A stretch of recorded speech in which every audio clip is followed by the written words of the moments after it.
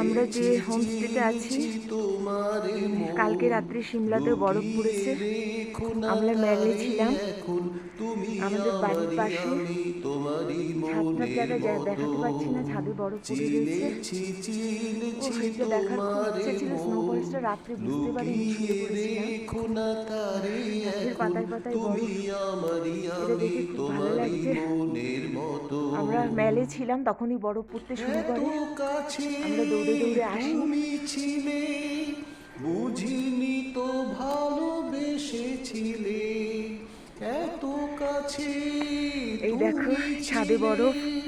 বুঝিনি তো ভালোবেসেছিলে আমিও এই দেখো তোমার প্রেমে তখন জানি না হারিয়ে গেছি কখন তুমি আমারই আমি তোমারই মনের মতো চিনেছি তোমারে মন লুকিয়ে রেখো না তারে এখন তুমি আমারই আমি তোমারই মনের মতো গাছের উপর পুরো এই সিনারিটা দেখবো বলে অনেকদিন ধরে ইচ্ছে ছিল। এইবার যে সিমলায় এসে পাবো এটা ভাবতে পারিনি। রাস্তায় নেই, দূরে গাছের উপর পড়ে রয়েছে। কত খেলা দারুণ সুন্দর লাগছে।